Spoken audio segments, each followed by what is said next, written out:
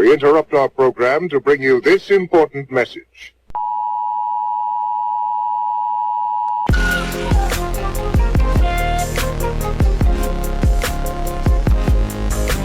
So, Drew, so you're New York, is that right? I am New York. I'm on Long Island, about 20 miles east of New York City. What's the story from the US? The story from the US is, in a nutshell, the same as it is in most other places. We're just trying to sort of get ahead of the curve here. So things are changing rapidly for the past, 4 or 5 days. We've gone from a climate of, oh, it's fine, it's overblown, it's the media, to like, oh no, this is actually real, the math matters.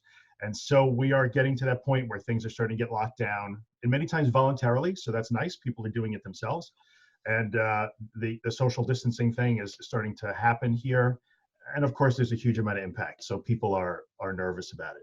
But to see the streets of New York City empty is that must eerie. be weird, man.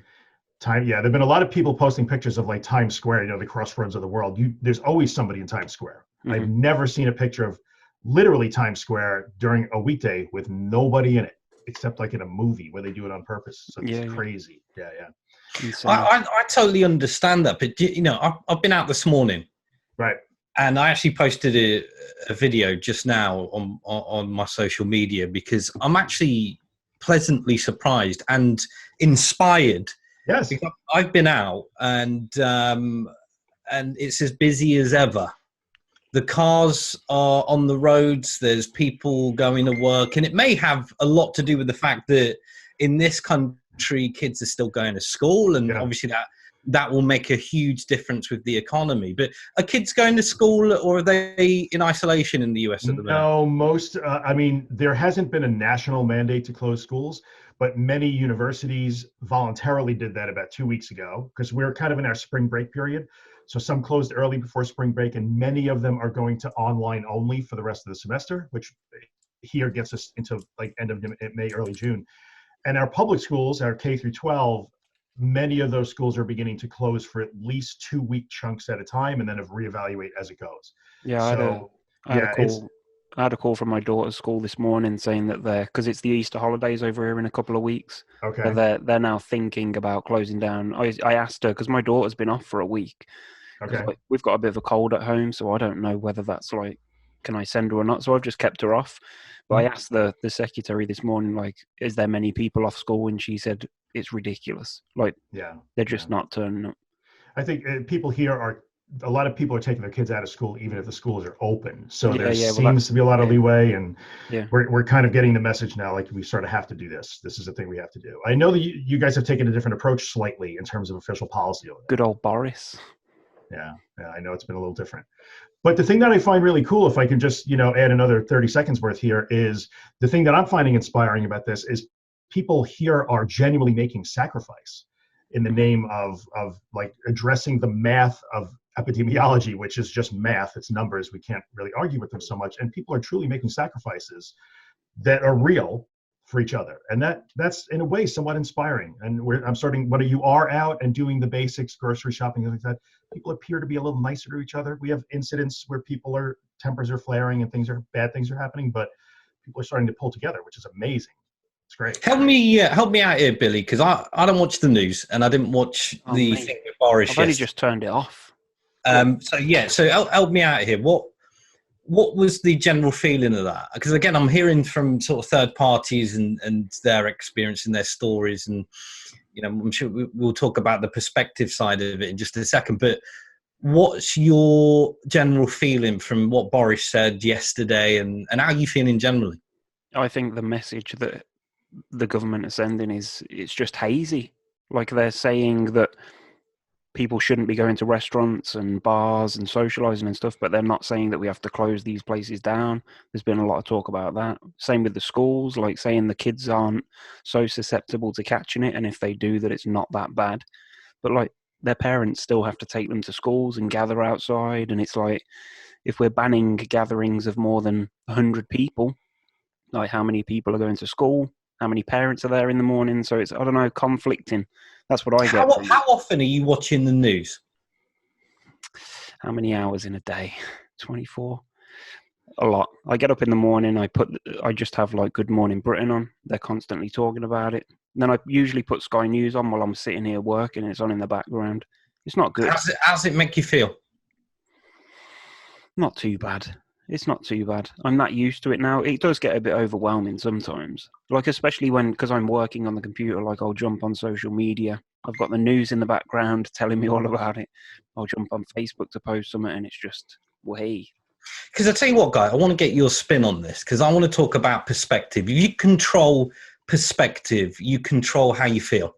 Of course. And certainly from an anxiety point of view, the reason why Jane and Janet can go into the exact same position and deal with it in an incredibly different way is because of their perception. Mm-hmm. Now, what governs perception, what influences it, the obvious things are things like the media, government, guidelines, things that we should be doing. But what I found so interesting about going out today was, I spoke to people dropping off their kids.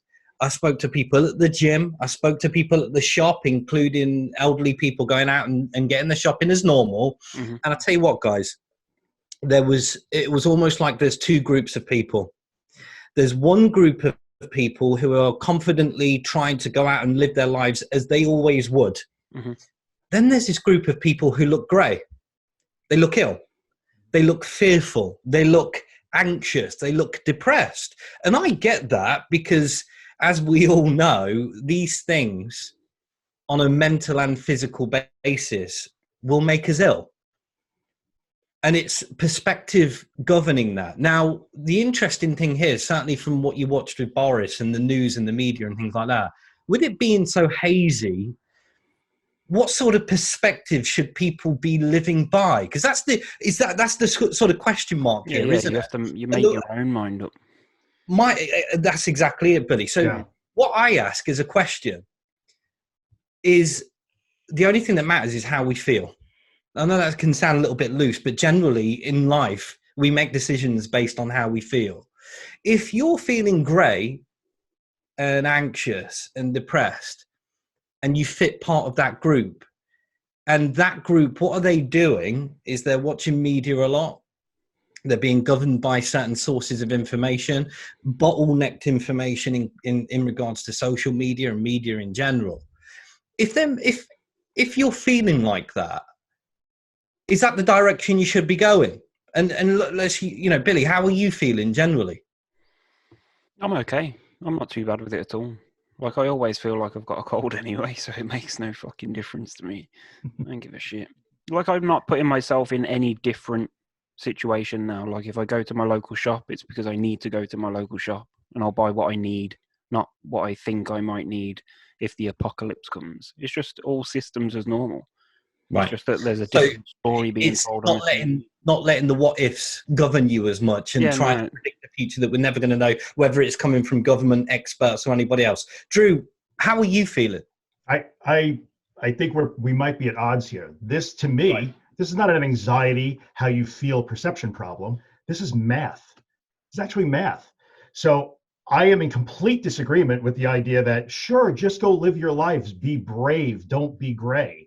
The math of an epidemic tells us that when you do that, you will spread it, even though you feel great and you have your positive outlook and your spiritual gears are cooking or whatever you like to say. You are out there helping to spread that. We have numbers that show that. We have huge amounts of data that show that. So I think what governs our behavior in a situation like this is not anything spiritual or perceptual. It is math. Okay. We have to obey the math of epidemiology, and we have a few hundred years of this already, and we have other pandemics that have come and gone, and we have countries before us in the curve that dictate what will happen. Here in the US, you're a little behind us now, but what will happen there too. So I'm not sure that I agree that how somebody should respond to this COVID-19 pandemic has anything to do with the perception in the media. There's a ton of really good information that doesn't have a political or economic bias that tells us that about every 3 or 4 days, the number of cases will double. Not that people are dying. We know that they're not, some small percentages, but when that number gets really big, then there's a really big impact. So this is why in most countries, we're doing this isolation thing to stop that small percentage of a big population from being a big number. So I'm I not think sure that I'm not I sure think that that's this the is. issue. That's the issue Yeah, over here is that, like, we're the only country. We seem to be so far behind what everybody else is doing. My girlfriend couldn't go to the Czech Republic last week because they yeah, closed all their borders. Like, if she went there, she would have had to be placed in quarantine for 2 weeks. right. So, like, she just didn't go. But we're like, we are being told to just carry on, but just be Well, cautious. well, Sing happy birthday when we wash our freaking hands. well, That's it. we were that 2 weeks ago. We were that Yeah, two yeah. weeks ago, and at the top levels of our government, our leadership, we were getting that too. Be cautious, wash your hands, don't touch your face. That doesn't work because Yeah, yeah.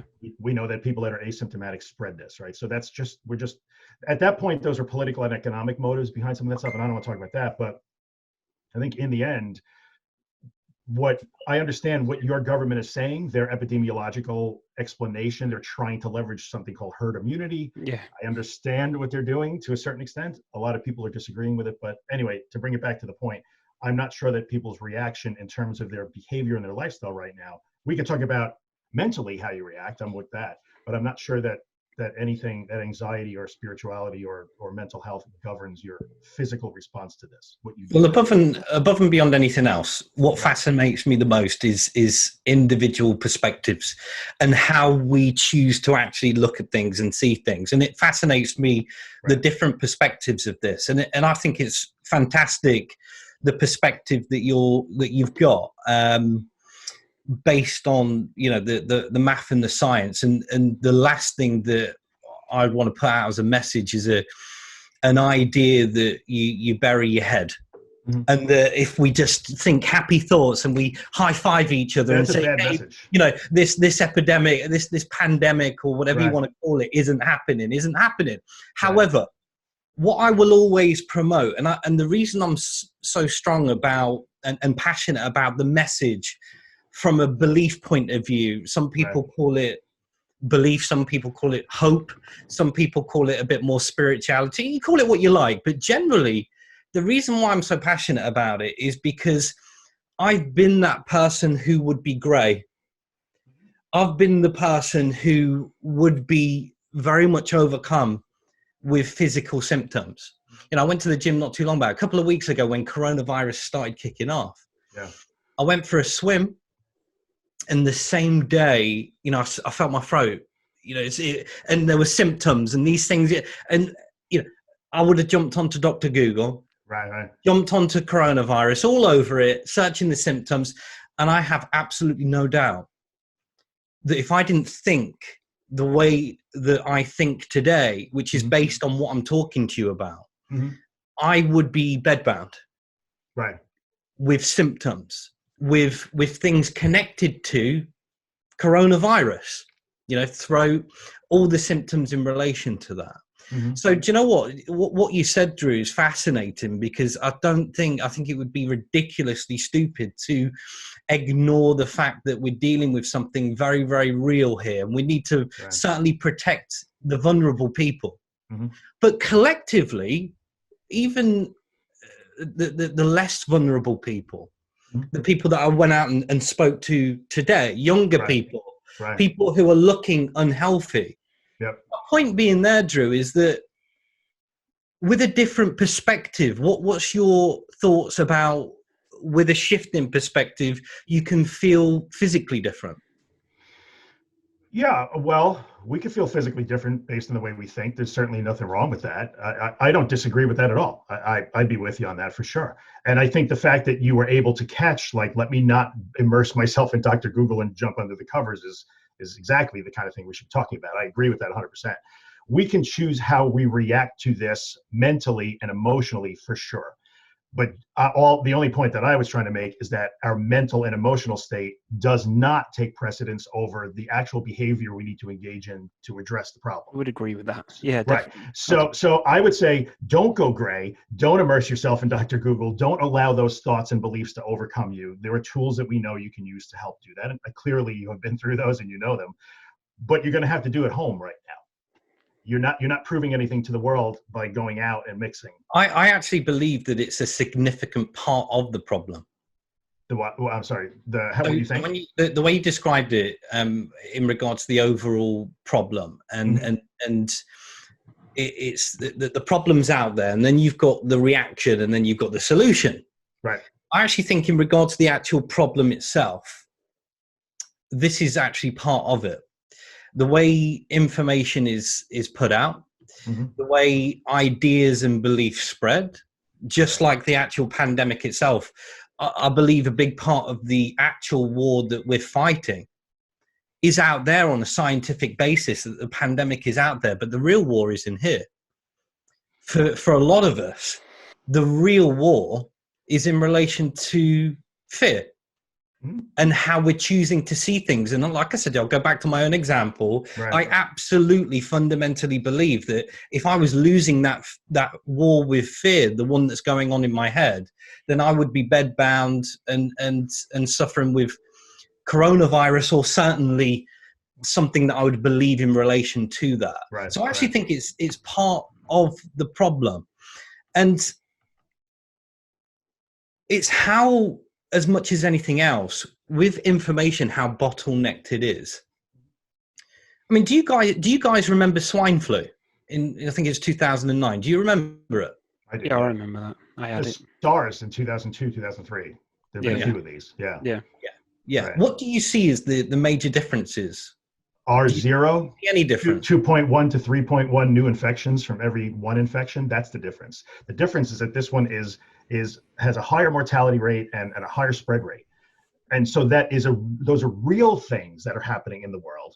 And I'm not a big fan of like, well, it's the filter through which we see this. Like, that's the difference between those two. So we never got to that with those. We didn't see that because those numbers weren't there. So it didn't impact us like it is, right? It's a combination of both, isn't it? It's a combination of both. Like, this is way more contagious. More people are getting it. That's fact. But it is also 24/7 news coverage. So it's like we're just getting everything.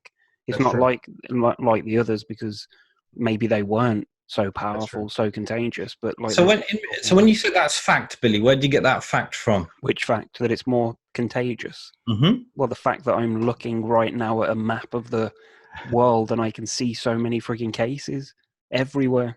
The World Health Organization, the U.S. Center for Disease Control, the Chinese authorities, the Italian authorities, the Norwegian authorities, the UK authorities.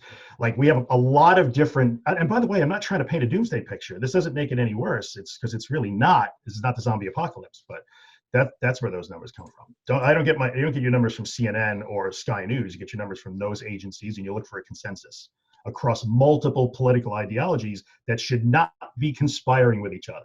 Like, if the Chinese and the Americans say the same thing, there's a pretty good chance that something's going on there with actual data. Yeah, I have been like watching the numbers. Like, I'm not freaking out about it, but I have looked at the numbers, and it's staggering.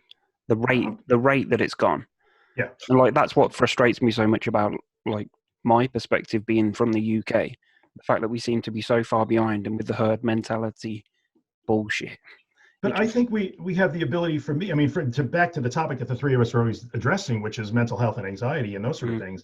Like, to me, my approach to this has been, this is a real problem. You understand the data, you understand the severity of it, you understand what's not severe, and we don't freak out over it. And we learn that we can confront hard things physically, really confront them. Not, we can behave differently, we can interact with each other differently, and we can learn to regulate our thoughts and our emotions and be a little bit more productive in the way we process it internally at the same time. I think I think on that as well, though, Drew, I think it poses a question of whether, in regards to the constant information coming through the way that it is that possible? What I mean by that is that if collectively, again, I'll use a couple of examples. There's a recent Joe Rogan podcast. He interviewed somebody on that. I don't know if you watched it. Yeah, I saw it. It was pretty good. You saw it, yeah? Yeah, it's pretty good. But generally, I found myself watching that, and then within a short space of time, again, the belief system that I'm talking about here, it took a significant impact. I found the fear, the anxiety, the natural sort of stuff that you get. Right. And again, here's the question I'm raising here, because I'm not suggesting because there's a balance in everything. Of course there is. There's a balance here between seeing the facts, and understanding where these facts are coming from and getting the balance between not burying our heads and appreciating that there's something real that we're dealing with here.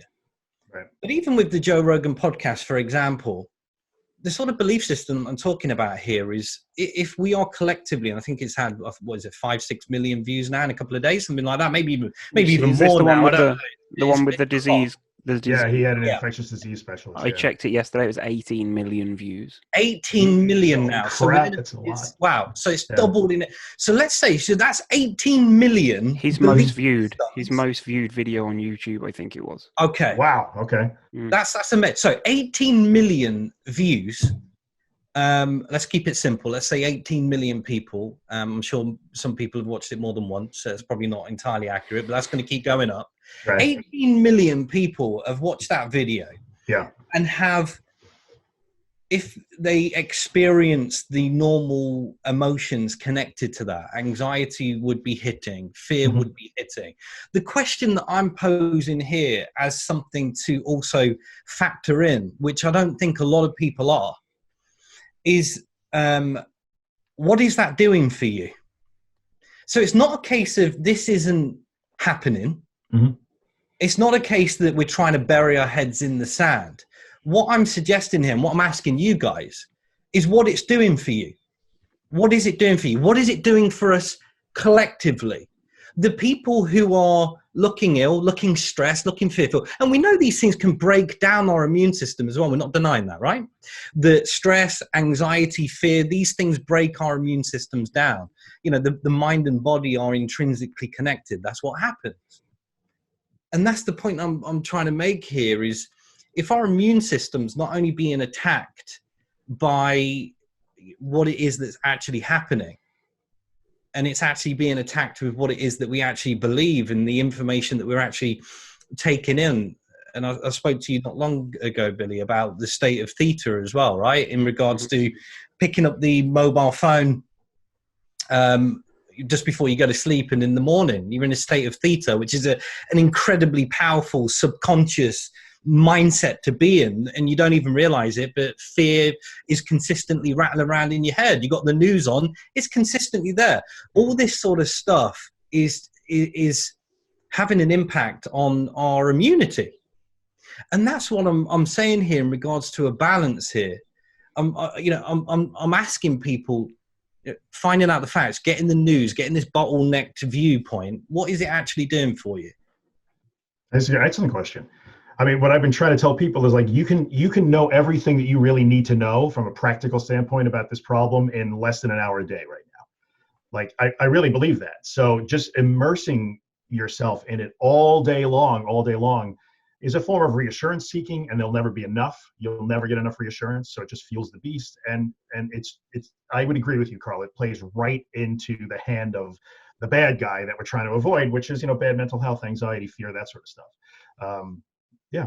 That's what is it doing for you? Nothing. When you have the information and you have the guidelines you think are accurate, then take them and act and move on.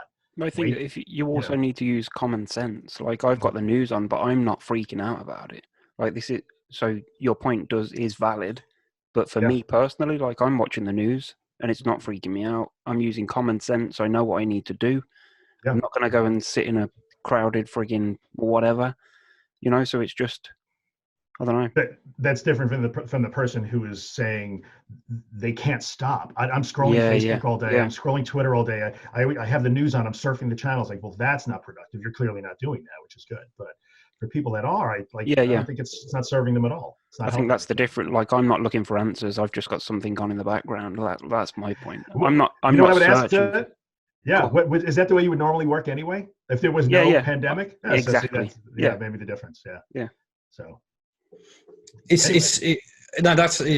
Look, ideal, but even on that basis, the thing that I would also add to that, certainly from a subconscious point of view, is that we can be consciously aware of using common sense and things like this and still be influenced subconsciously, and that again in itself is an incredibly powerful thing.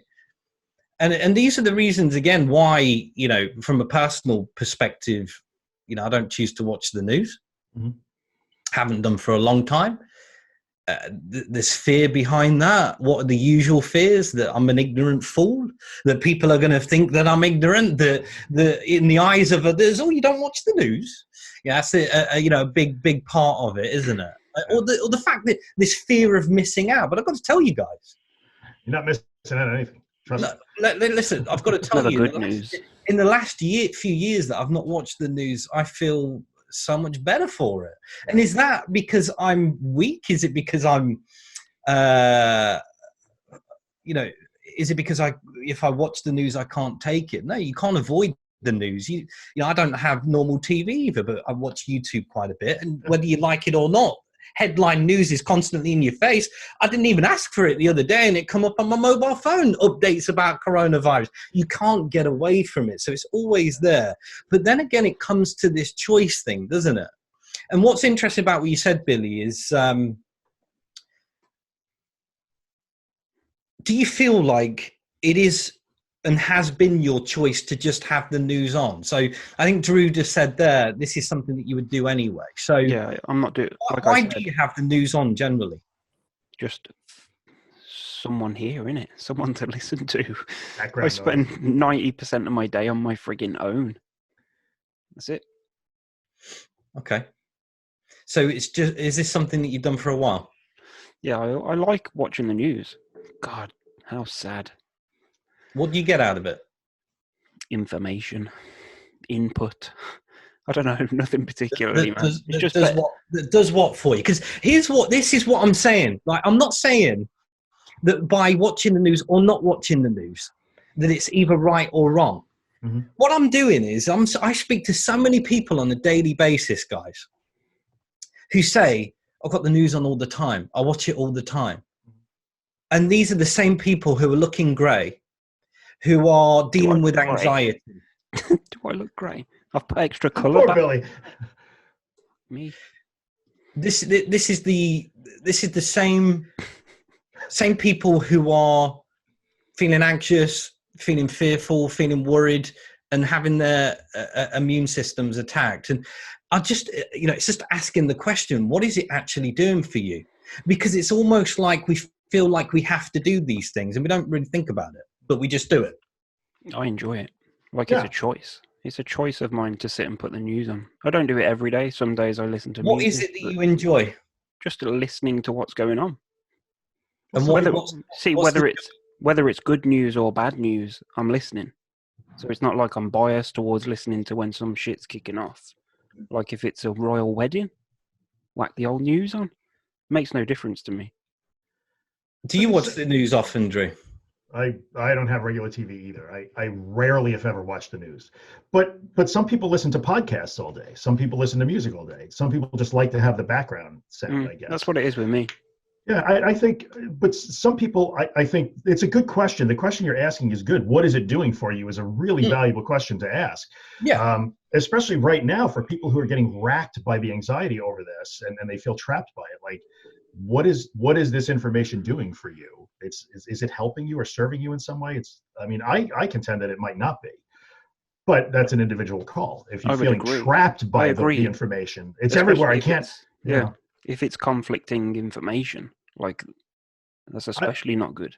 I agree with that too, because of the overwhelm factor. I'm seeing a lot of that. I don't know who to believe. I'm sure you're hearing that too, right? You guys talk to people every day too. Like, I don't know who to believe. I don't know who to believe. Like, I see this person saying this. Okay, just, you got to tone it down. Then you cannot absorb 68 different diverse news sources. Then pick a few, pick your times. You're exactly right, guys. Look, you hear a lot of conspiracies banding around, and even that term itself, you kind of get like a double. I've seen so many conspiracy, right? But 5G. Here's the deal, right? Media, news, they're businesses. They're there to make money. They're in competition with each other. And what is it that gets our attention? It's fear. Okay, that gets our attention. Headlines. This is good. We're going to get wiped out. This is worse than this. This is worse than that. Compared to, we're going to be all right. Which one gets the most clickbait, right? This is the news. Government. They are designed to tell us generally what we need to hear. So I was quite, specific about the way I worded that. Right. What do we need to hear generally as a society? Well, from a governmental point of view, it's whatever keeps us functional. So again, this is what I mentioned about the actual information that we are consuming. Mm-hmm. When I look at all these different sides and look at Joe Rogan podcast and things like that, you've got to have a look at it's not burying your head. All these things are happening. Shit's going to happen in the world, and that's just the way that it is. I get that. But then you've got, like, you had Robert Kiyosaki, the guy who wrote Rich Dad, Poor Dad. Do you know about that book? I do. I don't.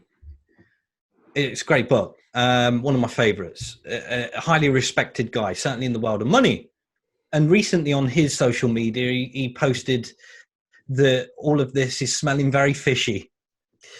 And this is a very irresponsible, very level-headed guy.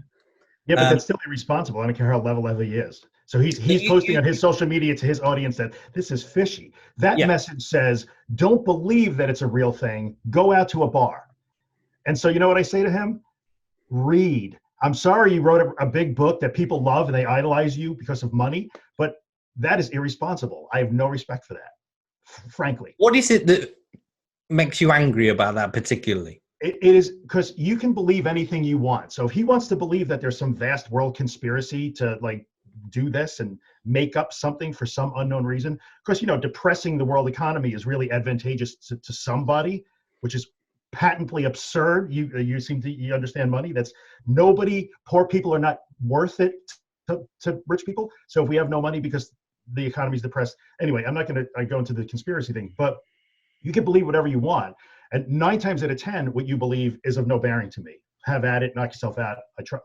But when what you believe does have a bearing on the people around you, because you are using your platform to promote behavior that can impact someone else's life, the vulnerable parts of the population, our healthcare system, that's irresponsible. You don't get to stand up there and say, well, I wrote a best-selling book, so I'm going to tell you this seems like a conspiracy. Not without being challenged. So bring him on and I'll talk to him. I'll be fine with that. Let's get him. What about zero respect? What about, and again, I'm glad I mentioned Robert Kiyosaki there, because you know, the perspective on the other side of that, Drew, that you've demonstrated there is very interesting. Right. But what about media? Do they not do the same? I think the media has a vested interest, like you said, in keeping our attention. That's how they make money. I don't like that our news became business, but it's probably always been business. I'm not naive, but now it's huge business, right? Way bigger than like when we were kids. So I get that. I think, but we can learn to be critical consumers of that. So here in the US, you can learn to not get all of your news from Fox News because you're only going to get one side, and not get all of your news from MSNBC because you're only going to get another side. But in the same vein, getting your news from somebody who is clearly promoting a conspiracy theory, why? I don't know that is, because you're not going to get over on me. I'm going to uncover this conspiracy. I'm the truth seeker. Okay, don't get your news from that guy either, because some of that stuff is I would ask them, like, why on God's green earth do you think this is good? What benefit is it to anybody, rich or poor, to completely depress the world economy, which is exactly what we're doing for a reason. What's the reason? Some sort of mind control thing? Mm-hmm. So I was hoping you were going to answer that yourself, Drew. You're a knowledgeable guy. I'm all ears, mate. I'm listening. What is this shit? You tell me, my friend. Right. Like, what would that be? So I have a problem with that. I do have a problem with that. Like, this sounds all fishy. And I will vehemently argue with that, because I think it leads people who we address, the three of us, people who are struggling with anxiety and fear, often irrational, it leads them deeper into the rabbit hole. So to suggest to people that are watching us that some prominent author thinks this looks fishy and it might really be true, that's nonsense. Don't listen to that guy. He's effing wrong. I'll try and keep it family friendly. I've already sworn multiple times. You did. You ruined it already, man. We can't take him anywhere. Why? If this was a non-swearing podcast, I don't know why I was invited. I tell you that. As you can see, just to wind it up even more, Drew, because I want to hear you swear even more. Nice. It's my specialty. Yes. What if Robert Kiyosaki was right? Just like the media think or act like they are. Well, I don't know, but there's a difference between. Wait, I'm not sure what you mean. If he was right, and this isn't there's no such thing. It's a hoax. It's fishy. It's engineered. We're being played. No. So what? Again, let's be fair to Robert Kiyosaki, because the guy ain't here to defend himself. True. So the overall thing was that he said, look, it's a bit fishy, particularly in relation to the stock market. Big peaks, lots of falls and peaks again, and these peaks and troughs, as you identified, Drew, from an economic point of view, certain people make an incredible amount of money from both the peaks and the troughs. They do. And this is a guy that has got, you know, pretty powerful connections, certainly from an economic point of view. He's written books with Donald Trump, and, you know, and from your side of the pond. Well, look, you know, again, you know, different perspectives will have different views on that. Right. However, you know, the guy, I know he's written a book, a very popular book, but however you look at it, look, I'm with you. It is less about whether something is particularly true or whether it isn't. It's less about whether something's a conspiracy or not. The point that I've been overall making here, or certainly endeavoring to make, is the only perspective that will ever make a difference is the one that starts in your mind, the one that is in your own home. And the thing that the reason I felt really hopeful, inspired today, is when I went out and I saw large groups of people doing their best to live their lives as they always would. And do you know why, Drew? And I know it might be a bit different in this country. And again, it's based on what ifs about whether we're behind on this or whether we're a couple of weeks a bit. Who knows? You know, again, I don't care where the information comes from. I don't care who the expert is, who they may be.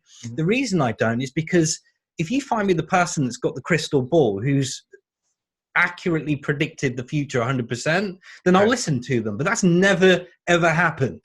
Correct? So as we stand right here, right now, the only thing that's real is this moment right now. So nobody knows. And a ton of people in hospitals in Italy. That's real. That's very real. That's very real. And it's happening right now. And you'll know more about that than I do, because like I said, I don't watch the news. Right.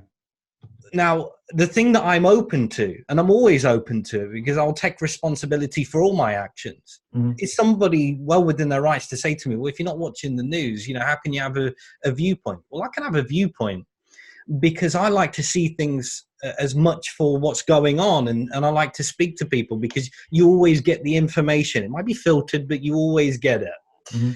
And the reason I don't watch the news is because I always pretty much find out what I need to anyway. I don't need to get my daily dose of it, right? It always comes through to me. The reason why I was so inspired is because, Drew, I saw people out living their lives. And you know why they're out living their lives? Are they stupid? Are they not taking advice? Are they not self-isolating because they should be? We're speaking about people that are going to try and do a job because they might be living in their overdraft. We're talking about people who might not be able to live off mummy and daddy's trust fund. We're talking about people who might feel like self-isolation in itself is fatal. And these people are out because they don't want to be treated like animals. They want to be able to live their lives. But we also might be talking about people that are dead in 2 weeks if they don't follow the advice. That's the problem. Well, that's a really harsh statement. Like, that's not, I don't think we're talking about that. Like, you will die. But imagine it's the possible, state. though. It is possible, but imagine the state of that guy's. What if? But imagine the state of that person's overdraft if they're wrong, which the data kind of says they are. Like, most of the countries have agreed that that is wrong. You may choose to disagree, but the state of that person's economic, this is going to be hard for everybody. My overriding thing here is that this is hard for everybody, but even if you suffer with some kind of anxiety problem, which is who I'm always addressing, we can do hard things together. We can do this together. And if we do it now, a hard thing now, we can recover from it better in a shorter amount of time. But if we decide that it is inspiring to go out and walk through the streets because you don't want to be treated like an animal, you are asking for way more pain at a much deeper level later on. And to me, that is burying your head in the sand. Let's confront a really fucking hard thing and do it together. Because we can. You put it better than I did. That's what I do. Sorry, guys. I'm being an ass a little bit. I agree. But that's my point here. Like, we can do hard things. So let's do a hard thing now. Let's face reality as frightening and as damaging and as how it might make us feel inside. We sometimes have to feel badly inside when we hear things. That's not a crime. So I don't, I would not tell anybody that the object of the game is to seek out only the happy faces. We do have to seek out the happy faces. As a balance, we must have that. That's true. You cannot immerse yourself in the doom and gloom, but you also can't your strategy can't be just seek out the positive part. Can't be that. I think that's a very, an incredibly rational, logical viewpoint. And I really like that. Yeah. But the reason I also like this overall conversation is because although I understand all that, I also understand that culturally that is not reality. It's just not. No matter how culture doesn't enter into it. Well, in the respect, a virus doesn't know the culture. It doesn't care what you think. It doesn't care how you feel. Why is it culturally a different? So culturally, that's not going to happen. Culturally, it's not here in the U.S. for that to happen either. But we're doing it. But Drew, whether the virus cares about how we think and feel, right? That's less impactful than how we think and feel to deal with it. What I'm saying though, Carl, here is we're not disagreeing. I think what I'm saying is how you deal with it. You don't get to decide. We don't get to decide how we deal with it. I disagree with that. I of course we do, and I think that's part of the problem. So you think that part of it is we could choose to just say, I'm going to just go out and live my life anyway. Not necessarily. Whatever I want to do. No, that's not the only thing I'm questioning. That's what I'm questioning. Right. Okay. That's not what I'm necessarily suggesting. I didn't think so. I didn't think so. I'm looking for a balanced approach. Okay. And where I think there is a slight more balance to be had based on what you said in regards to rationale and logic. Mm-hmm. And I mentioned culture. See, I think there is a big part of the issue here with the collective problem. The collective problem is that I don't remember much about swine flu, which is why I brought it up. And it was probably because we were going through all the shit of the recession and everything else that was already piled on top of us, right? But anyway. Because you don't watch the news. Might have been that as well, Billy. Although at the time, I was at that time as well, though, Billy. I was watching the news. So I'm surprised that didn't impact me as much. The point that I'm making here is one of the major differences, certainly from 10, 11 years ago, is the impact of things like social media. And I keep mentioning this term perspective, the information that we receive from media. And what is media nowadays? Most people pick the news up from Facebook. Mm-hmm. You know, a third of the world's population are hitting Facebook, and that's where they're getting the narrative. The point I'm making here, Drew, and I'm working off the balance of the logic and the rationale. Right. The point that I'm making here is you cannot, whether the virus thinks, hey, here's a happy chappy, I'm not going to infect him. You know, of course, you know, here's the balance, right? You know, that's stupid. You know, if we're going to catch it, we're going to catch it. However, when this information is so bottlenecked and we are working from such a narrative that is only through maybe 3 or 4 powerhouses, that narrative can be very easily dictated.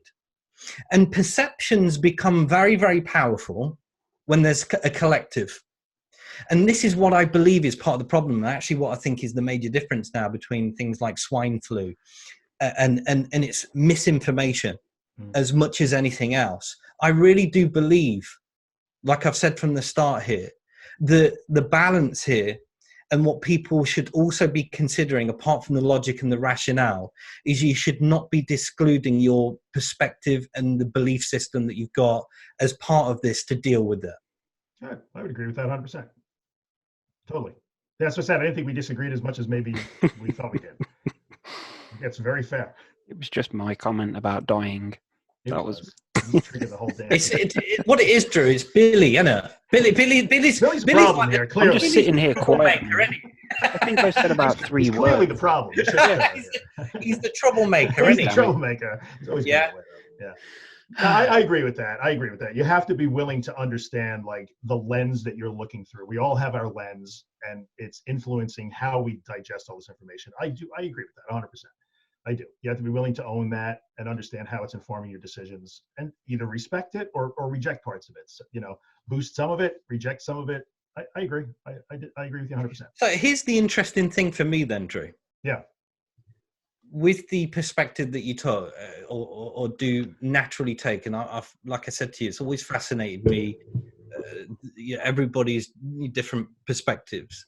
And it's fascinating for me, people certainly taking, a scientific, factful, logical, rational approach to things. And I think that is just as important as anything else.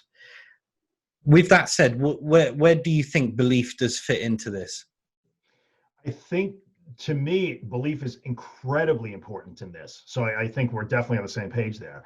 And I think the belief that I care the most about is the belief that we have in ourselves and each other to handle difficult things, and to handle feeling uncertain, and to handle feeling afraid, and to handle all of those things. So I think having that belief that we can do those things, and that you can feel badly at 2 o'clock in the afternoon, but still be competent at 3 o'clock in the afternoon, I think is hugely important. So I don't see it as belief in what's actually going on. I see it more in the belief of belief in yourself and the people around us to respond competently. That's what I think is super important. That's where I put my eggs in the belief basket. I want people to believe that they can do this, no matter what it is. They can do it. I don't know if that made any sense at all. Did I even ask? Hey, listen, that's that you asked. Hey, Drew, you're borderline happy clappy stuff there, my friend. That was very close. Listen. Wait, I need some data. Hang on, let me get some data real quick. Yeah, please. I need some numbers. Let's get some more data out, right? You know what? The value of the message that you bring, it all matters. I respect it, and it's needed. I do. You can't live on numbers alone. I freely admit that. Billy, how do we make people feel less anxious? Stop watching the news. Are you going to? No. I need it. Turn around right now. Yeah. I don't think we can. I don't think we can people are anxious about it, but it's not irrational to be anxious about it. Like my dad's anxious about it. He doesn't have a problem with anxiety. Like, he's nervous about it. He's in his 70s. You don't know whether he can go to his local shop or not. Like, we're no different to anybody else right now. Me putting myself in the class of a anxiety sufferer. Like, I have health anxiety issues. I've got a cough at the moment, but I'm not putting 2 and 2 together because I'm too scared. No, I'm just not. It's just not. I know there's no way I've contracted the freaking coronavirus at the moment. I don't intend to put myself in that position. I think that's how you make yourself less anxious. Just look after yourself, innit? Don't put yourself in those positions where you might. That's it. Peace. Well, again, listen, boom, drop the mic, huh? Boosh. He's out. He's out, boom. That does sum it up a lot there, Billy, actually, because 80% of what you just said there is based on a belief system. Mm-hmm. It really is. There's logic and there's rationale based on what are some of the things that you can do. You don't need my advice about it because I'm not the best person to ask anyway, because I don't listen to these guys. Generally, I get the information that I need sourced. What has that information been? We don't need to go over it. Wash your hands, do this, do that, and avoid social contact as much as possible, the rest of it. Right? Got it.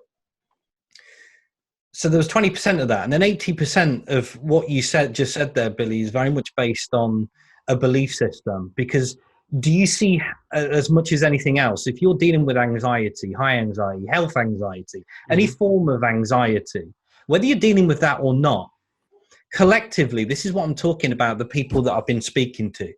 Generally, obviously, as part of my profession, I deal with people who are suffering with anxiety-related issues.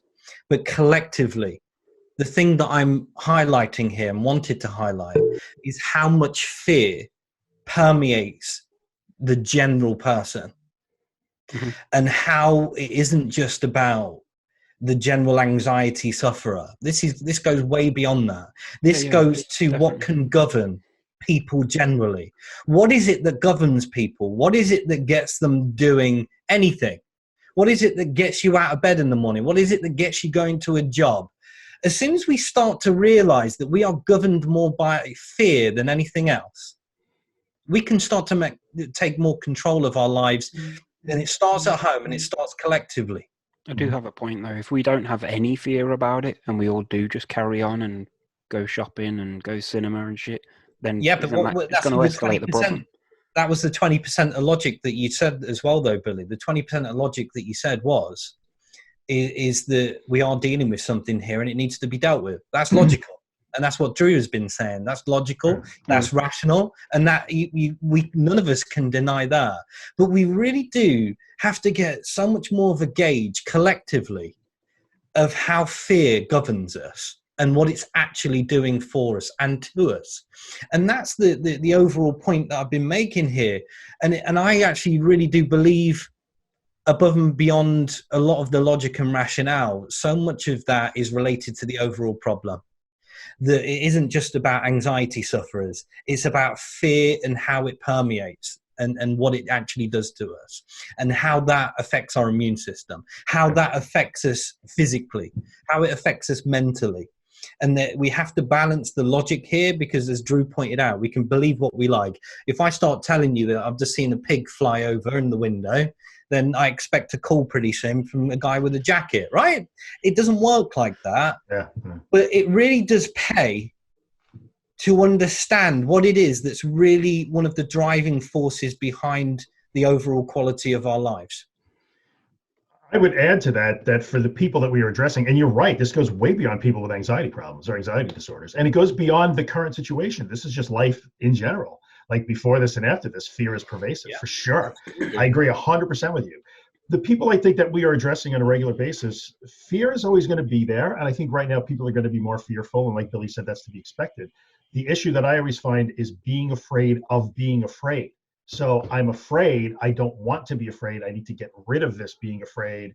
And now it's making me even more afraid. So people who could be genuinely afraid or fearful of particular circumstances or outcomes that have to do with this particular problem we're talking about here, the COVID problem, but then actually pile fear on top of that. They are afraid when they feel afraid. Yeah. So like that, my message is always like, well, it's okay to be afraid sometimes, or sad, or whatever our emotions are. You don't have to be afraid of feeling afraid.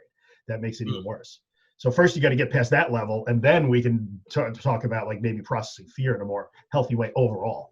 But if you're afraid of being afraid, you got to deal with that first. Yeah, fear in the fear. Absolutely. Yeah, right. Yeah, I get afraid. that. That's a big part of the anxiety cycle, isn't it? Yeah, fear in the fear. Fear of the fear, yeah. And then before we know it, we're fearing the fear of the fear. Yes, that's exactly right.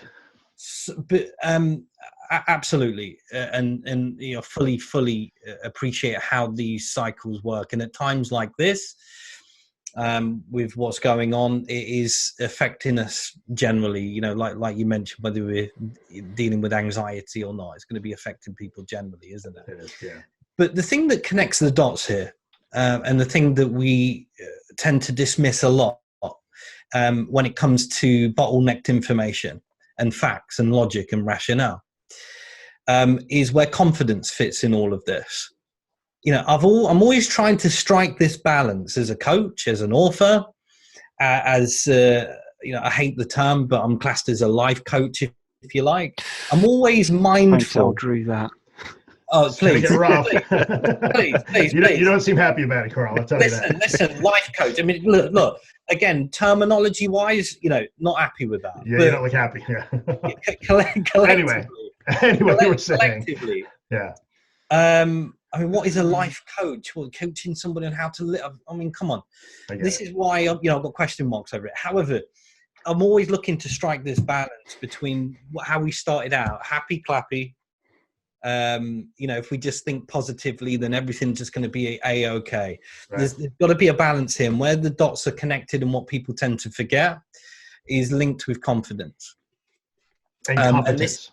And competence, logic, absolutely. But in regards to fearing the fear, my own personal journey of understanding that cycle, and certainly what helps to break it, is be, again, less focused on how much worry or anxiety you've got and what it is that you're worried and anxious about. One of the key ways to break that cycle is to appreciate how you feel about yourself generally. and where confidence fits into this. Because as I sort of told you, the example of Jane and Janet going into the same situation, why do they deal with it completely different? Because of how they feel about themselves. Mm-hmm. How will Jane and Janet, same background, same, physical stature, if you like, same mental stature, or similar jobs, similar ages. How is it that one of them might deal with catching coronavirus very differently to the other? Mm-hmm. Confidence. I agree 100%. Confidence. I can handle it. Where does that come into rationale and logic? Oh, goodness.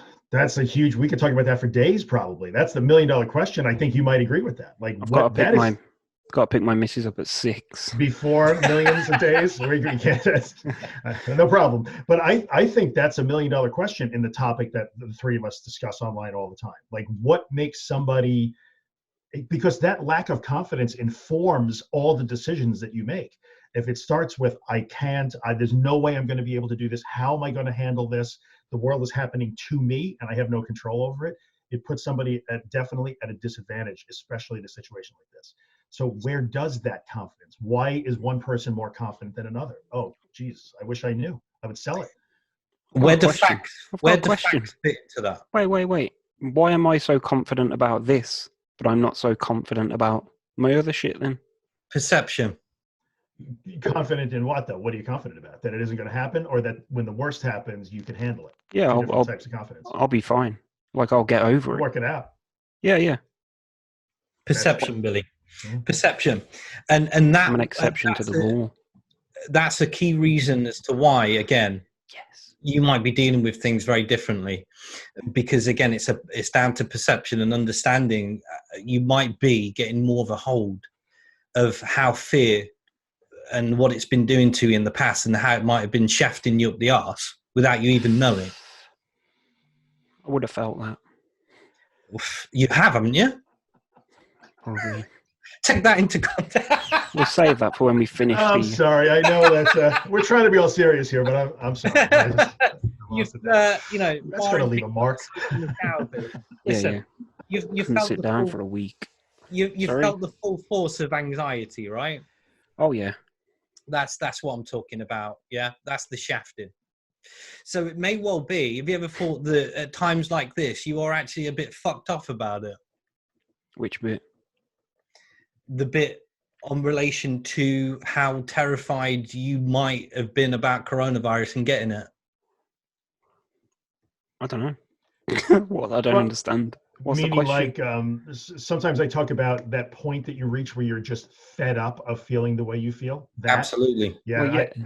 Well, Sometimes you just run out of the ability to be afraid. You run out of the ability to doubt yourself. Sometimes I think that happens. Like, yeah, but I'm still afraid of other things. Like, I'm not going shopping this afternoon, but it's not because of coronavirus. It's because I don't want to feel dizzy in the fruit and veg aisle. Well, that's a cognitive and learning thing more than anything else.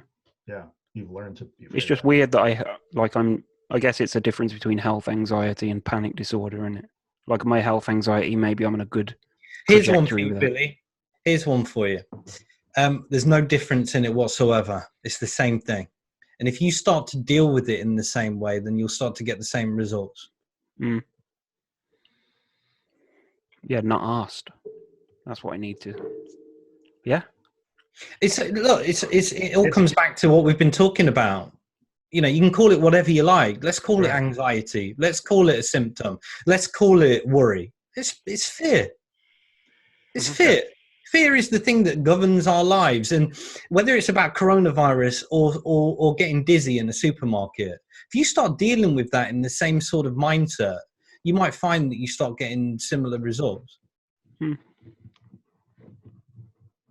Yeah, it's true. In the end, it is that feeling of competent. Well, I think in that case, we learn competence, which leads to confidence, and the other way around. Those two things feed each other, in my experience. Like, when you start to... You can be a confident fool, can't you? You can. It's very possible. That's true. But that's... Wait a minute. Is that me? See Billy light up there? Did somebody say competent fool? Yes. Sorry. My pager just went off. Yeah.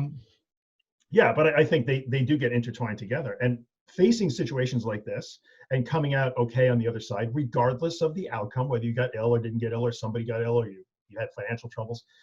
That builds confidence and competence. So it's just the same way that going to the supermarket and being dizzy in the frozen fruit section and still being okay builds those things. So you're right. I agree, Carl. In the end, it all is the same fear. I tell people all the time, all those different fears that you listed on the paper are one fear. They're the same fear. And if you don't mind, guys, in regards to certainly a conclusion, look, open the floor to this. But from a conclusion point of view, everything that we've just said there, what I started off saying, the thing that connects all the dots, whether it's about whatever may be going on in your life right now, the thing that we're talking about right now is coronavirus. But the thing that is going to help you both physically and mentally, the thing that's going to help you overcome whatever it is that you need to overcome, and you will, because you're going to handle it, because you have to, because we all have and we all will. Right. The thing that's going to govern all that very much is how you feel about yourself and confidence. And that's the overriding message that I've wanted to put in here with rationale and facts and all the things. There's got to be a balance here. And as part of that balance is that you've got to start to have to think about how you're feeling about yourself. What is your perception and who's controlling it? Mm-hmm. But I would add to that, I agree 100%. I would add that I don't know if we have the ability to simply choose to be confident. We learn to be confident. So you have to. Is that not the same thing? I think it's two different things, because Why? I run into people all the time who will say, I can't do this. So they cannot just choose to be confident.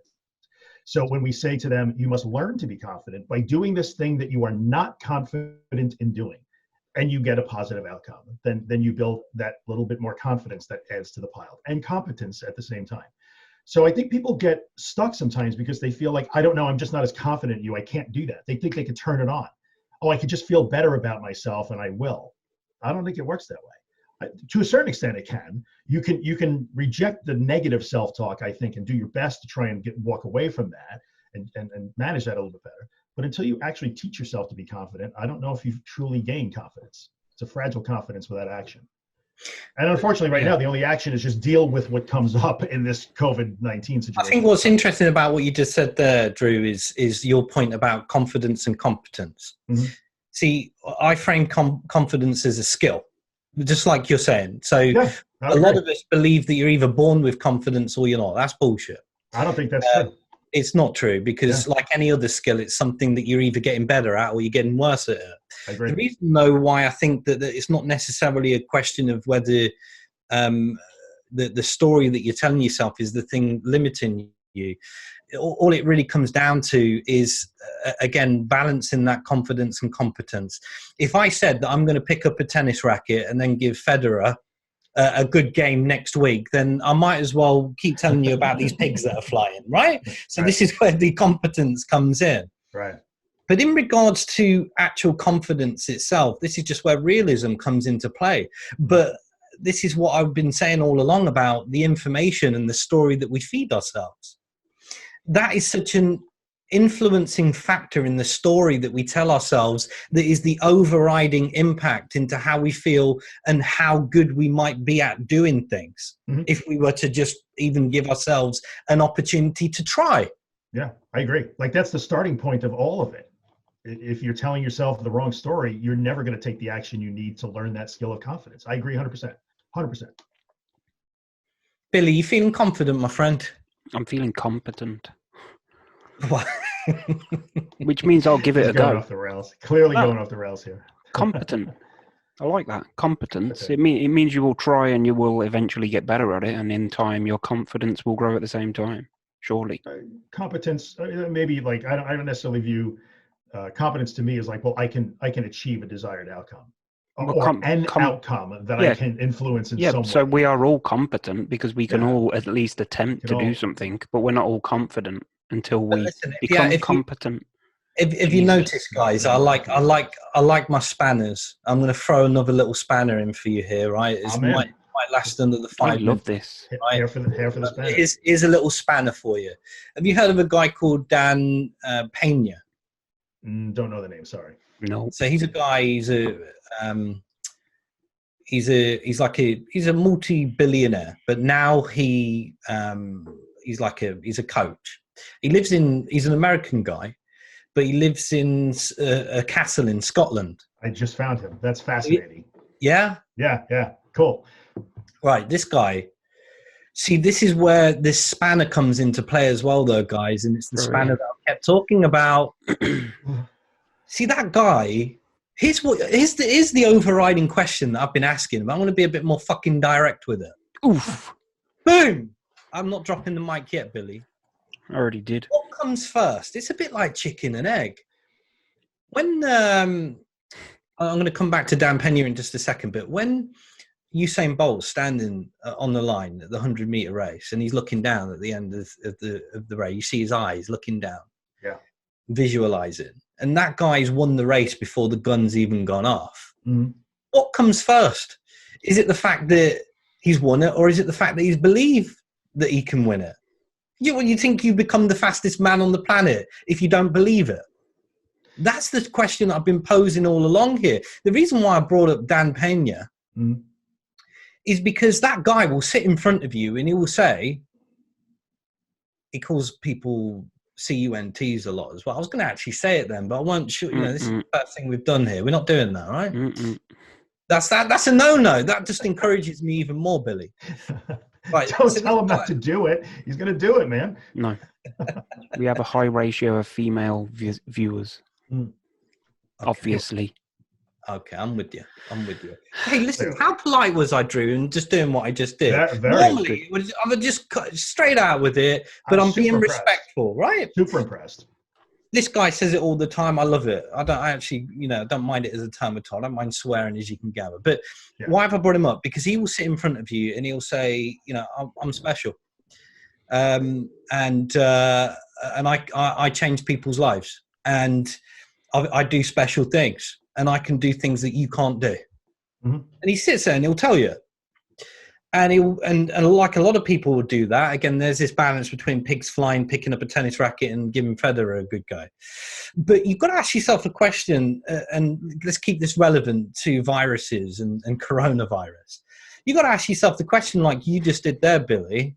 That absolute belief system that you had about the fact that even if you've got it, you're going to deal with it. You've got to ask yourself a question, how powerful that really is in relation to the overall picture of things. Because if you don't believe that you can win the race, you ain't going to win it. Okay. That's true. Which one comes first? Well, it depends. Chicken and egg. It depends what winning the race means. What does winning the race mean when it comes to a virus? Like if I think I'm not going to deal with it, it doesn't mean I'm going to. Does it? I'm still probably going to get over it. So that was your point. So what you said was why winning the race for you, based on what you said, Billy, might be that what you actually said was, why am I anxious about certain things but not about this? Maybe to you that's winning. I don't know. Yeah. I'm confused. I'm still thinking about Usain Bolt. So, but which comes, does he win the race because he believes it, or does he believe it because he wins the race? That's it. That's the $2 million question. But what is the goal at the end of the race? I guess whatever the objective happens to be. Well, the objective is to survive the coronavirus. Whether I believe I'm going to or not isn't going to have an outcome on whether I do or not. That's where you're wrong. Yeah, I agree with that too. I agree. That's with where you're completely wrong, and that you just summed up in a very indirect way. That is where you're completely wrong. So if I think I'm not good, if I think I'm going to die from the coronavirus, I will. No, not necessarily. Just like that's if you think the point that I was making. Doesn't mean you're going to win it. That was what I was saying, though. Right. However, if I believe I'm going to survive coronavirus, I will. But if I don't believe I will, then I won't. No. Nobody said that you will. Nobody's saying that. That's why I asked, what is the prize? Because we've got no crystal balls. There's no definitives. But here's where the question is posed. Because, again, I pose it as a question rather than this is for sure. It's chicken and egg. What it comes down to is the question about how powerful belief and the process of that is in any process. There can't be any definitives because it's like being able to read the future. It doesn't exist. Mhm. You can't say, I'm going to win the lottery. You know, you've heard of things like law of attraction. The major Checking all the downfall. boxes. He's checking them Yeah. all. Life coach, Listen. law of attraction. You got it, right? Sorry. What's the major downfall of that? Well, last time I sat and thought, oh, bring the checks in the post. You know, no fucking checks come through my mail. I'm giving you a high five on that, brother. Boom. Right there. Got Boom. it. Could not agree with you more. Hang on a minute. Are we allowed to do that online? We can do it. It's virtual. Look, Yeah, social we're doing that distance. online. I still want to defend my honor in my answer from not winning the fucking race here. Can we get back to it? Sure. I want to know. What was your question? No, you asked the question. Or I proposed the answer of whether I believe I'm going to get over the virus or not. Doesn't matter.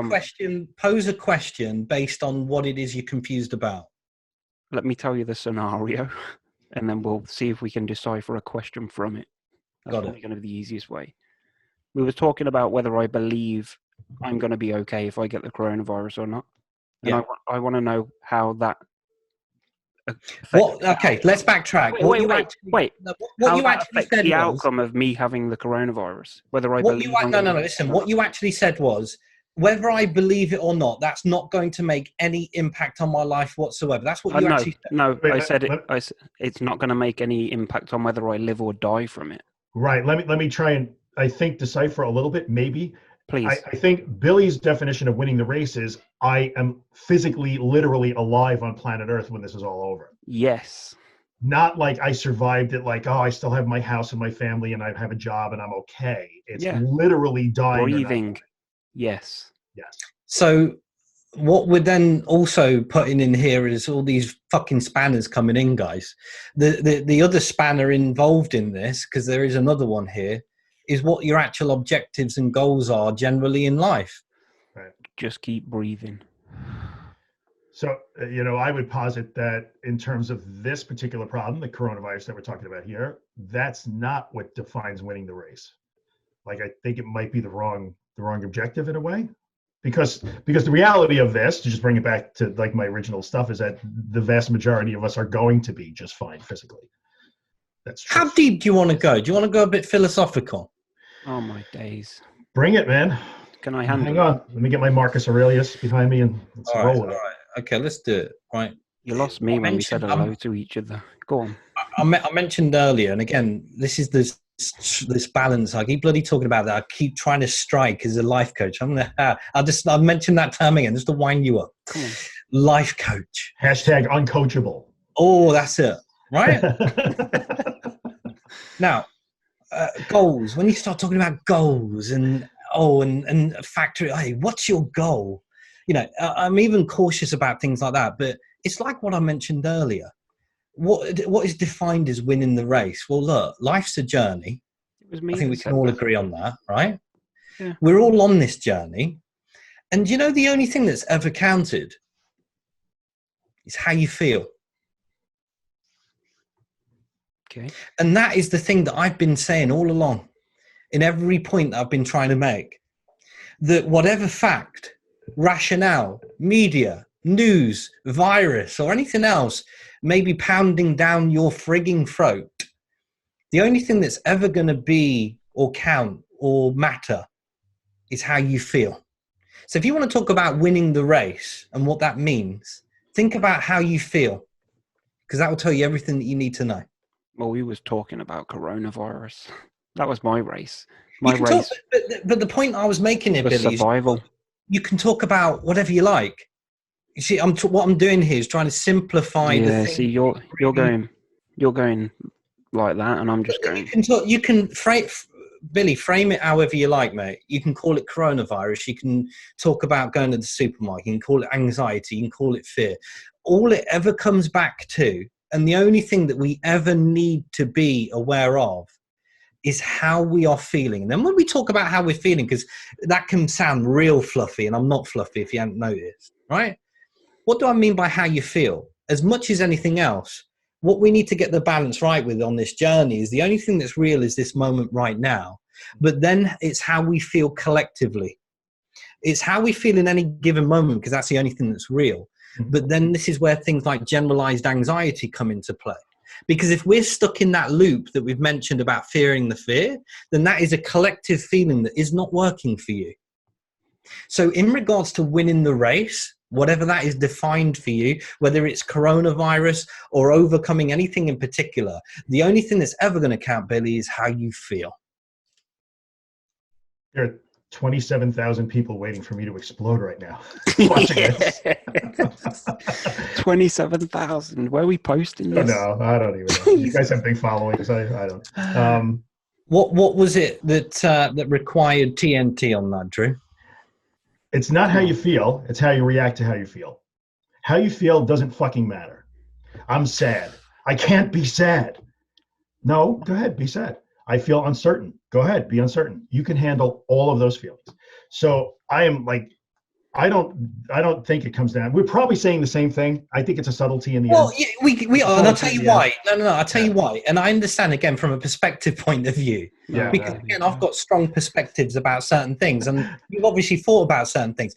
But here's what I mean by that. Because, again, I'm sure you probably get fascinated by different perspectives too. I do. What is the fucking difference between telling yourself, I'm feeling sad, and then telling yourself, but that's okay to do that? Is that not all connected to the same thing? Well, I mean, I'm generally dealing with people who say, I'm feeling sad. Oh my God, why am I feeling sad? I don't want to feel sad. I shouldn't feel sad. I'm a loser because I feel sad. I can't stop feeling sad. I'm going to feel sad forever. All you just described to me there were two different feelings, feeling sad and then regret. No, feeling sad and then being afraid of feeling sad because it feels uncontrollable and something that they cannot. And how is that defined as an what emotion is that? It's not an emotion. It's a fear response. It's fear. Anxiety? People argue is fear. No, the fear of the way I feel. For instance, so I feel sad or I feel uncertain about this. So I feel uncertain about something on a given day, but I'm afraid of feeling uncertain. I don't like this. I demand that I feel this way. I demand that I feel this way. And if I don't, I hear that, but that again is just a sub emotion to an overriding emotion. You feel sad, that's the emotion. The sub emotion to that might be regret, might be anxiety, might be more sadness. Okay, but whatever it is that you're telling yourself, and again, you know, the way I communicated it, because this is something that you've obviously thought about a lot, and I get this because, like I said, I've got views on certain things myself, and I'm, you know, and I pick up on certain things, and that's why I was saying to you as well that this is not a fluffy concept. How you feel really does count, in my opinion. Why?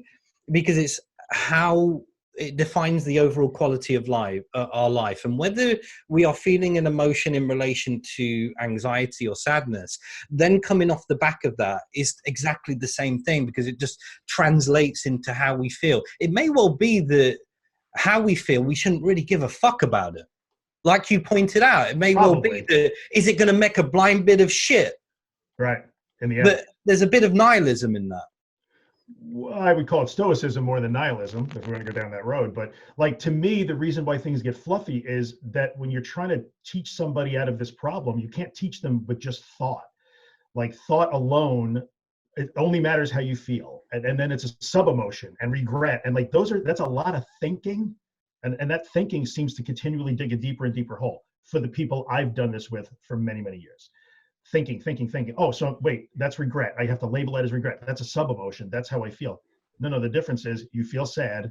Actually go ahead and live your life, whatever you think you want to do right now, feeling sad. It's okay. Like, it's a doing thing as much as a thinking thing. So that's where. Do you know what, Drew? I like that. I like it a lot. I think where the challenge would be, certainly from my perspective. No, I like it. But the challenge would be, from my perspective, is that's kind of like asking somebody who's on a roller coaster ride on the journey that we call life, asking them to somehow jump off it. No, it's asking them to keep going. They jump off when they get stuck in thinking.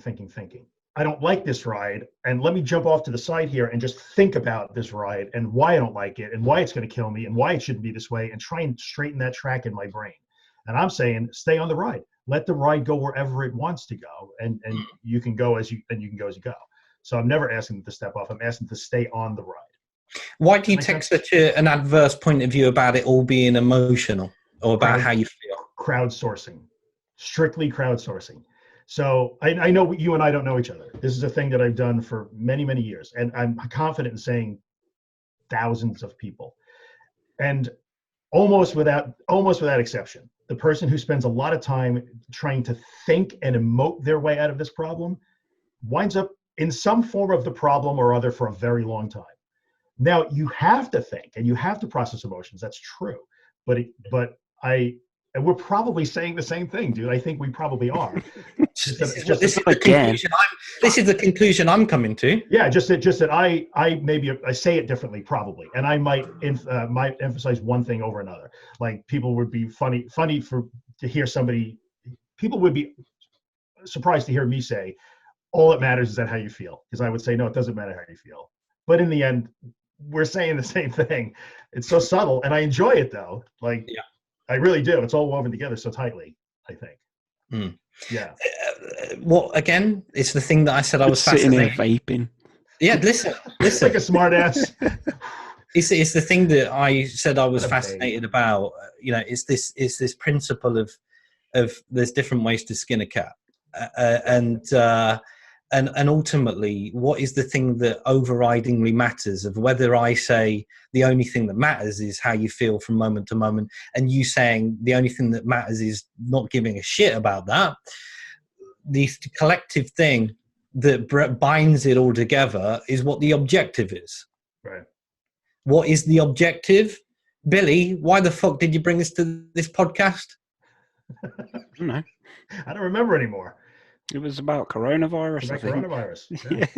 Yeah. And I survival. think maybe, that was my goal. Yeah. You're, I think, quite literally survival, where maybe maybe we're addressing something slightly different. It's possible. Yeah. Billy, what have you got? Any conclusions? Not really. I've got a question that people that might be freaking out about coronavirus might want to hear. It's about like just the underlying health conditions. We keep hearing about it. Like you guys know what you're talking about. But the news keeps talking about underlying health conditions. Everybody with health anxiety thinks they have an underlying, undiagnosed, secret health condition. Like, how can they start to rationalize that? Like, I'm sure if they did have one, then they would know about it. But people do believe that they have underlying health conditions. So what's the go-to thinking on that, boys? I think what's fascinating is that you might get two different answers here based on this podcast overall, and I think that's what. Yeah, that's good. That's cool. Yeah, that's what's been the benefit of this. Yeah, that's cool. Here's my perspective. Based on how I choose to control, not as a control freak, but how I choose to be able to feel collectively throughout the day, I would have probably not picked up that information at all. So it would make very little influence or impact on my belief system, because I manipulate the information or try and do that as much as I can. It means that probably wouldn't have got to me to the extent that I'm kept up at night worried about it. And that's the thing I've been saying all along here, because that's the thing that can impact for a lot of us the most. The fact that mentally and physically we're so intrinsically connected that our belief systems, as soon as we start to pick up, there's a thing called medical student syndrome. Don't know if you've heard of that, medical disease or something like that it's called. Yeah. Yeah, you heard of that, Drew, yeah? It's fascinating. It is fascinating. It's the concept that it's more in America actually, Drew, isn't it? It's not so much over here, but it's more in America. Here. It's crazy, yeah. Yeah, rampant in the US for some reason. US medical schools. I'll tell you why it's rampant in the US more than it probably is where we are, Billy. Cowboys. Why? Because it's more widely known as a concept, and like any other idea or belief, it needs to be widely known for it to be effective. Yeah, it's true. Coronavirus, anybody? Yeah, coronavirus, anybody? The point I've been trying to make all along. Listen, everything is the point you've been trying to make all along. If I start talking about cricket, you're going to say, this is the point I've been trying to make all along. You don't know cricket, Drew. Medical student syndrome, for people that don't know, Drew, right? Yeah. It's the concept that the students who are studying a particular subject on a disease, let's say, Okay. and they get so ingrained, so engrossed in what they're studying, they actually start to believe that they've got the symptoms, and they start to manifest the disease itself, Billy. That's deep, isn't it? Yeah, but like, if we revert, I'm sorry, we've got to revert back to my question.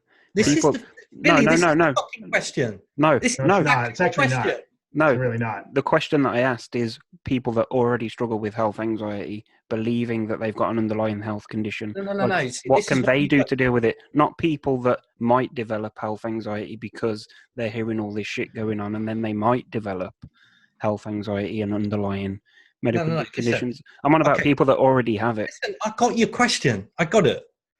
But the reason I'm answering it the way that I am is because I'm highlighting how the process works, which is just as important whether you've got it or whether you develop it. It's all part of the same process. The power of belief, the power of the mind is an incredibly powerful thing. Health anxiety in and of itself is an incredibly irrational condition.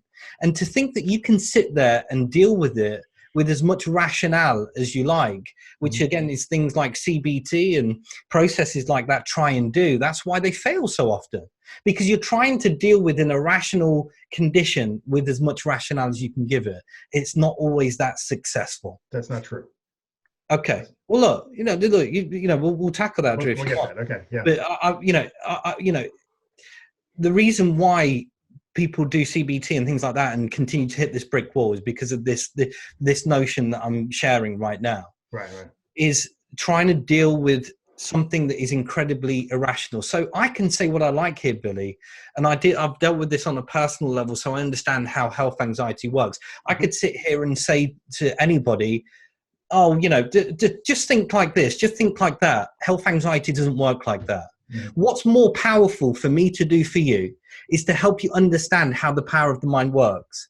You want to have a look at something like medical student syndrome, things like placebos, and you to understand how at the core of things in relation to belief influence the overall result and the outcome. In other words, if you're finding that things like the news, the media, and the things and the information that they're putting out are negatively impacting you, ask yourself the question what it's doing for you.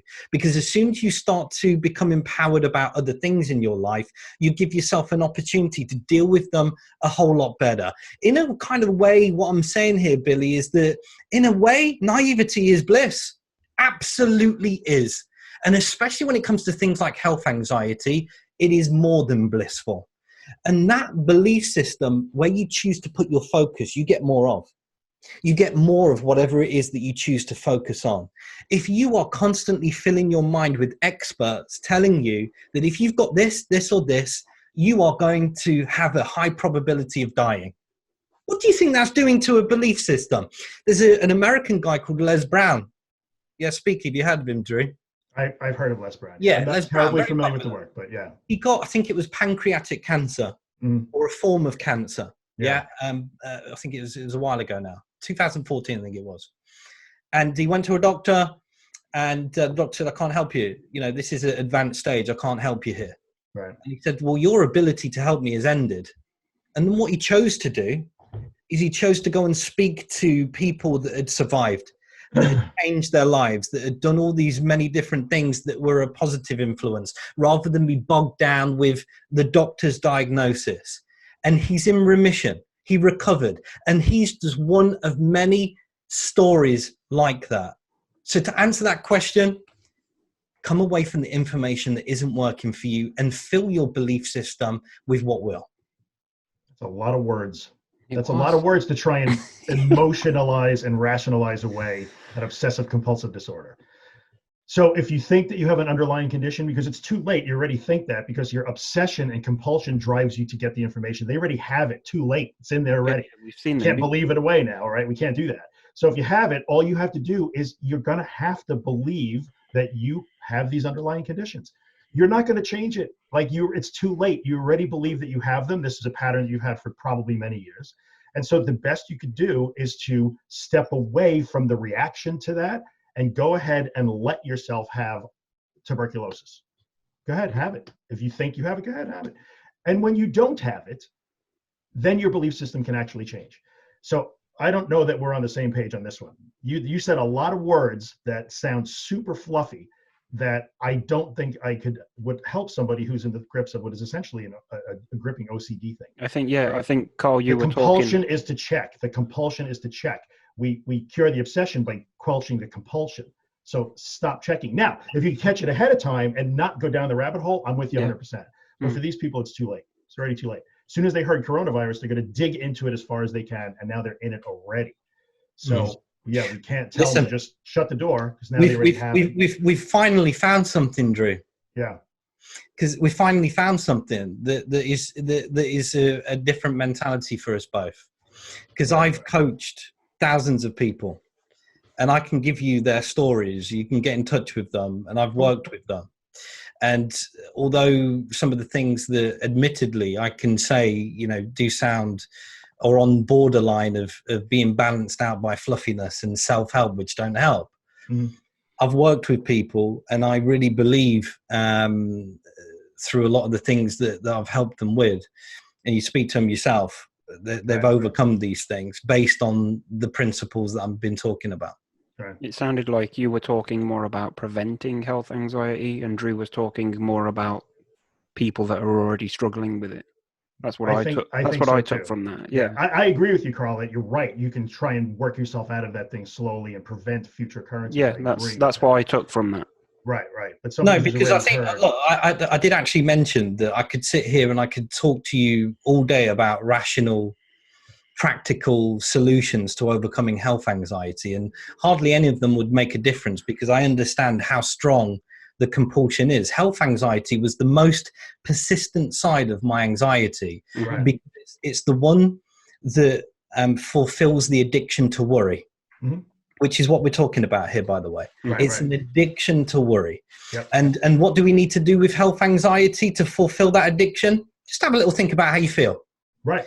Jump onto Dr. Google, Absolutely. type in your symptoms, and then you can fulfill that addiction as quickly as you like. When I talk about medical student syndrome as a collective solution, it very much pays, and this is what I do as a coach, because I totally accept what you're saying there, Drew, about the fact that this is why I believe things like CBT struggle. This is not always, in fact, it's an entirely irrational thing. So the way I'm able to help my clients is through as much intuition as anything else, and working from a practical point of view of having been through it myself, and structure it in a way that says that you might not have thought about this, but you're actually dealing with an addiction. And how do you overcome any form of addiction? What's the first step? Awareness. You've got to be aware that you've got an addiction. Right? So when you become aware that you've got an addiction, why have you got it? Let me tell you why you've got it. Because of your powerful belief system that you are using in a destructive way. Right. And so now if you start to shift that, you'll deal with it. Right. And so I fill my belief system with this new belief system, and then my raging health anxiety says, yeah, but you could be the 1 in 1,000. That voice is still there. That's the basis of it. But we both agreed earlier. But we agreed earlier that confidence is a skill. It is a skill, but this is why. Let me step in for a second. The CBT thing. You're right. The more traditional parts of CBT are really ineffective with health anxiety. You know, it's super effective. Exposure and ERP, exposure and response prevention. So yes, I have this fear that I have this underlying condition, and I squelch my response to it. That's incredibly effective, incredibly effective. And it doesn't require a whole lot of thinking, and it doesn't require replacing an irrational belief system with a more rational belief system, because the irrational belief system is still going to, yeah, but you might be the one. This time it's really cancer. And that is what crushes them. So that whispering voice that you just gave there, what I call that is the psychological bully, the bully that resides in all of us. That's the overriding voice that tells us that we're no good, and it beats us up, and it tells us we're a piece of shit, and we're going to get cancer, and we're going to fucking die. Right. That's the voice that's part of our survival system, and whether we like it or not, Drew, that is going to be consistently with us throughout our life. The reason why I mentioned the confidence is a skill Mhm. is because when you continue to build that skill of confidence in whatever technique works, like you mentioned, I mean, you've mentioned different techniques there, and I'm sure you've seen some work and some not. Mhm. In whichever way you build that skill up, that voice isn't as powerful. And that's the only aim that I'm suggesting here.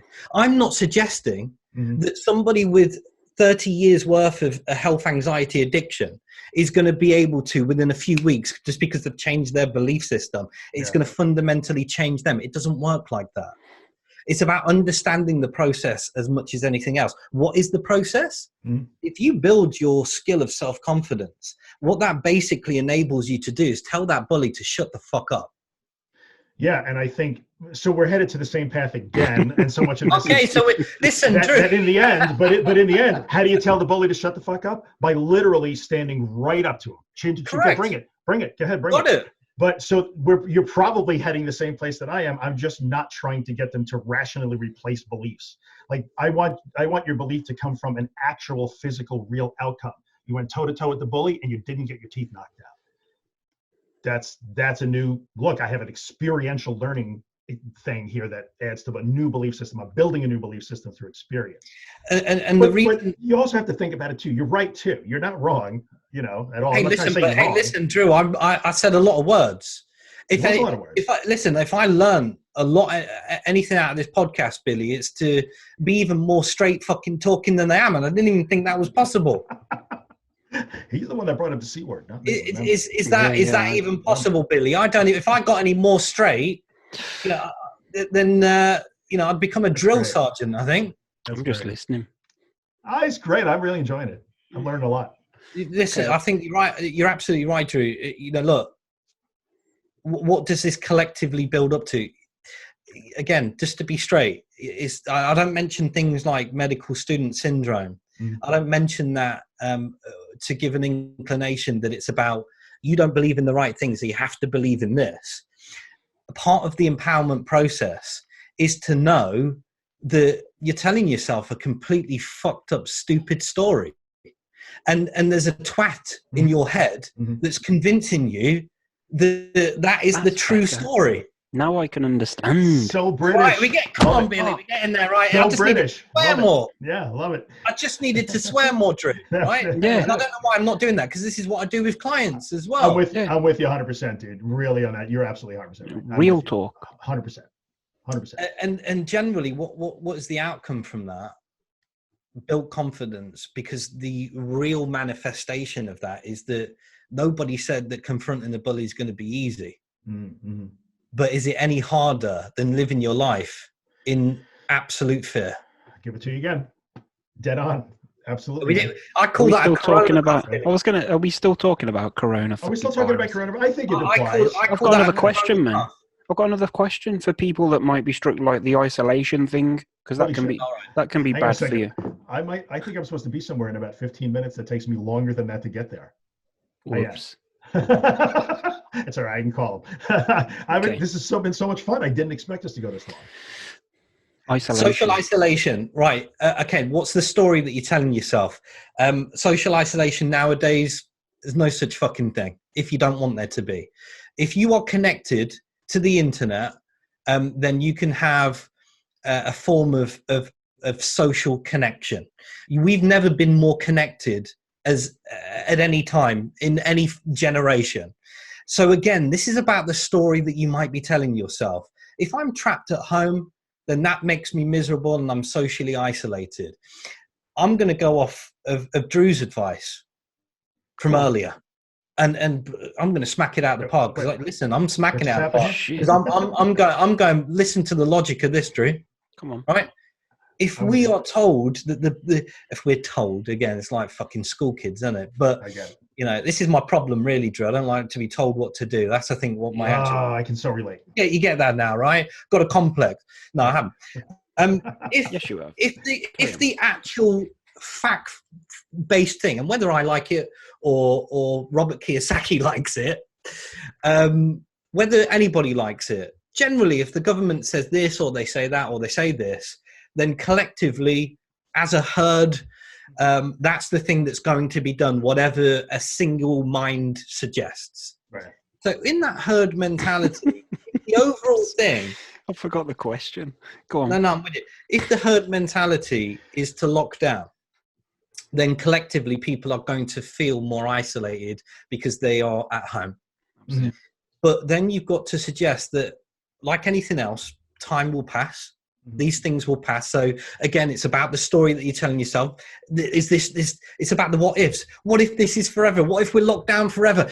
Start paying attention to the what ifs that you might be telling yourself, and then also based on those what ifs, Billy. What if what? What I mean by that is that in regards to social connection, open your laptop, pick up your phone, and you can be more socially connected than being lonely at any time in this generation. So it's about your perception. Yeah, so it's interesting because like I hadn't even thought about it because I'm great at being isolated, man. I fucking love it. But until they mentioned it on the news, like a couple of days ago, well, what about people's mental health if they have to sort of self-isolate? So with that, I agree. Like the media has definitely put that in my head. I would not have asked that question if I hadn't heard about it the other day. Because like, I'm cool with isolation. I keep mentioning the term perception, Billy, right? That again is just because of your perception. See, isn't it funny, Billy? No, it's because the media have told me about it. It's the damn media. That's why I've brought that. It is. God damn it. So, and that's not what it's Billy. Is that not what I've been saying? They told you that. Yeah, I was agreeing with you just then. Yeah. But then you're also going to continue watching the news. Hell yeah. Right. Just in case I miss something else. See, how do you break patterns, Billy? I heard today that you shouldn't take ibuprofen. What you got to say about that? Yeah. Do we believe it? Maybe. I don't know, Billy. Do you? I don't take it anyway. I'm too scared. Right. So you're saying that I take paracetamol. I'll tell you what. On a serious note, though, guys, Billy, if you want to break a pattern, a fearful pattern, you actually want to make a change. You got to do something different. Yeah. See, I'm not speaking about self-isolation as my fear. I'm saying other people. Like, because the news are talking about this, they're bringing it to people's attention. Therefore, it might be causing an issue. Excuse my dog. Love it.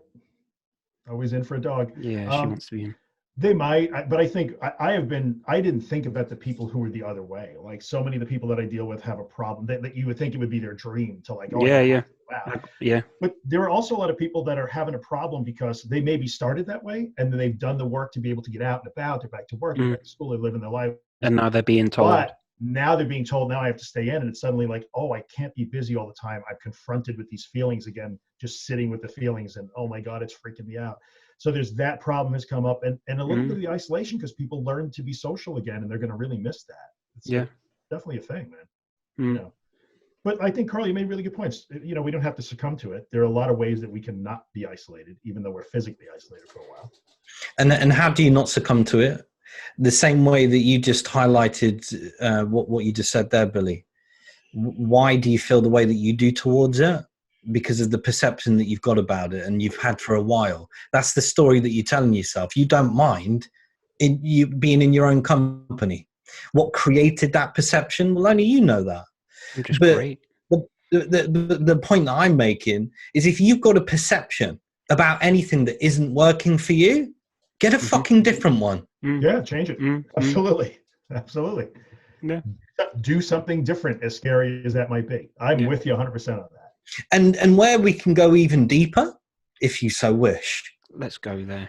And where a good coach can help you is that you'll be working from perceptions that you're not even aware of. And they are influencing the entire quality of your life. And until you start to recognize what some of those patterns are and you feel that you would like to change that, if there is something in your life that you do want to change, then it's as quick or possibly quick as developing the skill in that area to change the perception, which changes the outcome, changes the result. Okay. That includes social isolation. With you. What do you think, Drew? Yeah, I think in the end you're right. If there's a problem and you know you've got that problem, I think a lot of these people do know that they have a problem. Just do something different. However way you come to that conclusion, in the end, you got to do something different, think something different, expose yourself to something different, and you can make a change there. So whichever way you get to that conclusion. I saw a story, a blog, I think it was, 10 or 12 things that can come good from coronavirus. Okay. It's an interesting title, isn't it? I think A there are some really positive things. interesting title. Yeah. And what's the difference between 12 things that coronavirus can completely fuck up? What's the difference in that? It's the same difference on which one you choose to focus on. And this is the hard balance of that we've all got in regards to not burying our heads and getting a good outcome of anything, but also being realistic about what it is that we can do. But throughout that process, please keep questioning how you feel, because that is something defining for you. And if focusing on 12 things that coronavirus is going to fuck up in your life is not doing much for you, focus on something else. Can you remember what any of the things were? That's where I was hoping we were going to go with that. On the good one or the bad one? The good one.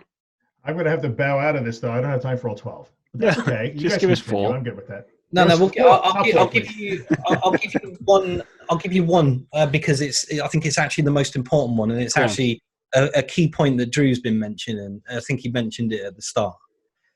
One of the positives that's going to come out of coronavirus is how it might get us to start to be more aware of things generally.